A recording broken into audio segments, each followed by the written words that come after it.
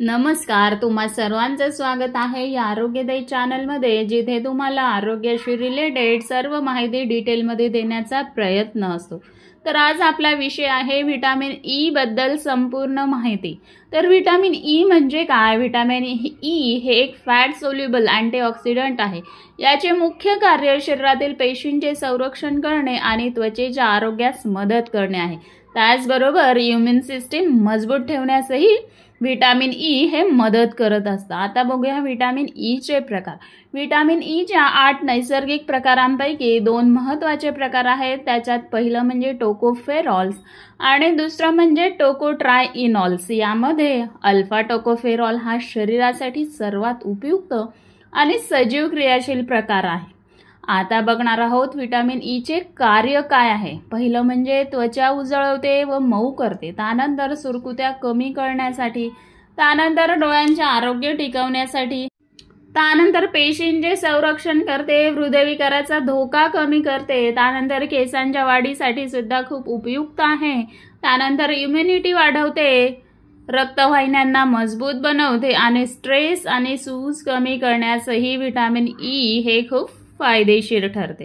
आता बघणार आहोत व्हिटॅमिन ई ची कमतरता झाल्यास त्याची लक्षणं काय काय असतात। पहिलं म्हणजे त्वचेची समस्या, स्किन प्रॉब्लेम्स, त्वचा कोरडी होणे, रुखरुखीत आणि निस्तेज दिसते, खाज येणे किंवा लवकर सूज येणे, जखमा लवकर न भरणे। दुसरं म्हणजे दृष्टी कमी होते, रात्री नीट न दिसणे, डोळे कोरडे होणे, डोळ्यांमध्ये थकवा व धुसरपणा येतो।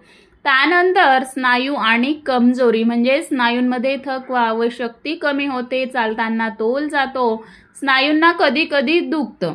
त्यानंतरचे लक्षण म्हणजे न्यूरोलॉजिकल इश्यूज म्हणजे हातपाय सुन्न होणे, गुडघे व सांधे सळसळणे, शरीरातील समतोल बिघडणं म्हणजे कोऑर्डिनेशन कमी होणं। त्यानंतरचे लक्षण म्हणजे रोगप्रतिकारक शक्ती कमी होते, वारंवार सर्दी, ताप, इन्फेक्शन होणे, शरीर लवकर थकणे व आजारी पडणे। त्यानंतरचं लक्षण म्हणजे केस कोरडे आणि निर्जीव दिसणे, केस गळती वाढणे। त्यानंतर फुफ्फुसांचा त्रास, विशेषतः बाळांमध्ये हे लक्षण दिसतं, म्हणजे व्हिटॅमिन ई ची कमी असल्यास बाळांमध्ये फुफ्फुस कमजोर होतात।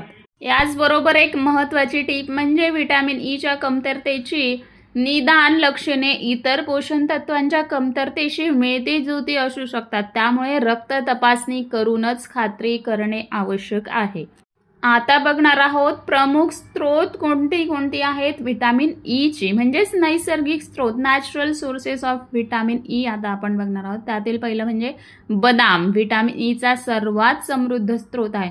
फक्त 1 अंश म्हणजे 28 ग्रॅम बदामात सुमारे 7.3 mg व्हिटॅमिन ई असते। म्हणजेच रोज 6 ते 10 बदाम भिजवून खाल्ल्यास त्वचा व केसांचे आरोग्य सुधारते। त्यानंतरचा स्रोत आहे सूर्यफूल बिया, म्हणजेच 28 ग्रॅम मध्ये सुमारे 7.4 mg व्हिटॅमिन ई असतं।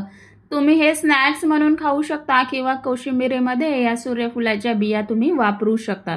त्यानंतरचा नैसर्गिक स्रोत म्हणजे पालक। 1 कप शिजवलेली पालकामध्ये 3.7 mg व्हिटॅमिन ई असतं। अँटीऑक्सिडंट्स आणि आयर्न बरोबर व्हिटॅमिन ई सुद्धा आपल्याला पालकामधून मिळत असते। पालकाचे सूप, भाजी, पराठा म्हणून याचा आहारात नक्की समावेश करा। पुढील जो स्रोत आहे ते म्हणजे ऑलिव्ह ऑइल। 1 टेबलस्पून मध्ये 1.9 mg व्हिटॅमिन ई असतं। पदार्थ शिजवताना किंवा सॅलड मध्ये तुम्ही हे ऑलिव्ह ऑइल ड्रेसिंग मध्ये वापरू शकतात। कोलेस्टेरॉल नियंत्रित ठेवण्यासही खूप उपयुक्त ठरतं। त्यानंतर म्हणजे ॲव्होकॅडो। अर्धा ॲव्होकॅडो मध्ये 2 mg व्हिटॅमिन ई असतं। बरोबर हेल्दी फॅट्स, अँटीऑक्सिडंट्स सुद्धा ह्या ॲव्होकॅडो मध्ये असतात। सॅलडमध्ये, टोस्टवर किंवा स्मूदीत तुम्ही याचा वापर करू शकतात। त्यानंतर किवी, आंबा, पपई या फळांमध्ये सुद्धा व्हिटॅमिन ई थोडं कमी प्रमाणात असतं, मात्र ते रोजच्या आहारात सहज समाविष्ट केलं तर त्याचे सुद्धा फायदे हे मिळतात। त्यानंतर अंड्याचा पिवळा भाग, प्रत्येक अंड्यात सुमारे 0.5 mg व्हिटॅमिन ई असतं। प्रोटीन सोबतच अँटीऑक्सिडंटही या अंड्याच्या पिवळ्या भागात असतात। त्यानंतर फिश ऑइल, विशेषतः साल्मन, मॅक्रल, ट्यूना या माशांमध्ये व्हिटॅमिन ई चांगल्या प्रमाणात असतं। हृदय व मेंदूसाठी सुद्धा फायदेशीर ठरतं। त्यानंतर शेंगदाणा व शेंगदाणा तेलमध्ये प्रत्येक चमच्यात सुमारे 2 to 3 mg विटॅमिन ई असतं, परंतु प्रमाणात वापरायचं आहे कारण याच्यात फॅट्सही जास्त असतं. त्यानंतर ब्रोकोली, 1 कप ब्रोकोलीमध्ये 2.4 mg विटॅमिन ई असतं. उकडून किंवा भाजून सूपमध्ये किंवा भाजीसारखा खाल्ला तरी चालतो. त्यानंतरचा स्रोत म्हणजे तीळ व तीळ तेल, मध्यम प्रमाणात विटॅमिन ई असतं. आयुर्वेदात केस, त्वचा आणि हाडांसाठी हे तेल तर उपयुक्त मानलं जातं. आता बघणार आहोत विटॅमिन ई चे जास्त प्रमाणात डोस घेतल्यास काय साईड इफेक्ट होऊ शकतात. पहिलं म्हणजे रक्ताच्या गाठी न होणं, म्हणजेच ब्लड थायनिंग होऊ शकतो.